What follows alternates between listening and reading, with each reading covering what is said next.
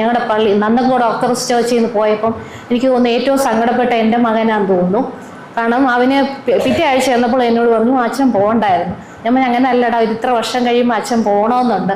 കുട്ടികളെ കയ്യിലെടുക്കാൻ എനിക്ക് തോന്നുന്നു അച്ഛനൊരു പ്രത്യേക കഴിവുണ്ട്. കാരണം അവന് ഏറ്റവും സന്തോഷം ഈ തമാശ പറയുന്നതൊക്കെയാണ്. അവൻ പറയുന്നത് അവൻ്റെ മനസ്സിൽ ഒരച്ഛനെന്ന് പറഞ്ഞാൽ തമാശ പറയുന്ന ഒരു വ്യക്തിയാണ്. പക്ഷെ പുതിയ അച്ഛൻ വന്ന പത്രം അവൻ നോക്കിയപ്പോൾ അത്ര തമാശ ഇല്ലെന്ന് തോന്നിയത് കൊണ്ടായിരിക്കാം പറഞ്ഞതുകൊണ്ട്. പ്രത്യേകിച്ച് എനിക്ക് തോന്നുന്നു കുട്ടികൾക്ക് അച്ഛൻ പോയി കഴിഞ്ഞാലും കുട്ടികളുടെ മനസ്സിൽ എനിക്ക് തോന്നുന്നു അച്ഛൻ്റെ പല കാര്യങ്ങളും അച്ഛൻ പറഞ്ഞ കാര്യങ്ങൾ ദൈവവചനത്തെക്കാളും എനിക്ക് തോന്നുന്നു അച്ഛൻ പറഞ്ഞ തമാശകളാണെന്ന് തോന്നുന്നു അവന് ഇടയ്ക്കിടയ്ക്ക് പറയാറുണ്ട്. വളരെയധികം സന്തോഷമുണ്ട്. അച്ഛൻ പോയത് കൊണ്ട് ഞങ്ങൾക്ക് ഇപ്പോഴും കുട്ടികൾക്ക് ഭയങ്കര എനിക്ക് തോന്നുന്നു ഭയങ്കര പ്രയാസമുണ്ട്. മിക്ക ദിവസങ്ങളിൽ എന്നോട് പറയുന്ന ജോസഫ് ചാക്കോ അച്ഛൻ ഇല്ലല്ലോ അമ്മ, ജോസഫ് ചാക്കോ അച്ഛൻ ഉണ്ടായിരുന്നെങ്കിൽ എന്തൊരു നല്ലതായിരുന്നു നമ്മുടെ സ്ഥലത്ത്.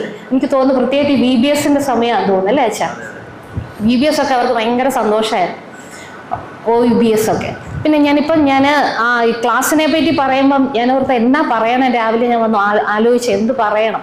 കാരണം ഇപ്പം ഈ സോഷ്യൽ മീഡിയയും വാട്സാപ്പ് യൂണിവേഴ്സിറ്റിയും ഒക്കെ ഉള്ളതുകൊണ്ട് പല ആൾക്കാരും ആഹാരത്തെ പറ്റി ഞാൻ ഹോസ്പിറ്റലിൽ തന്നെ ആൾക്കാരോട് പറയുമ്പം പലരും പറയുന്ന ഒന്നാണ് ഞങ്ങൾക്കറിയാം ഈ ആഹാരത്തെ പറ്റി പറഞ്ഞാൽ ഒരുമാതിരിപ്പെട്ട എല്ലാ ആൾക്കാർക്കും അറിയാം. പക്ഷെ പ്രശ്നം എന്താണെന്ന് പറഞ്ഞാൽ നമുക്ക് പ്രാക്ടീസ് ചെയ്യാൻ ഇച്ചിരി കേൾക്കാൻ ഇഷ്ടമാണ്, പറയാൻ ഇഷ്ടമാണ്, പക്ഷെ നമുക്ക് പ്രാവർത്തികമാക്കാൻ കുറച്ച് ബുദ്ധിമുട്ടുള്ള ഒരു കാര്യം തന്നെയാണ് ഈ ഭക്ഷണം എന്ന് പറയുന്നത്.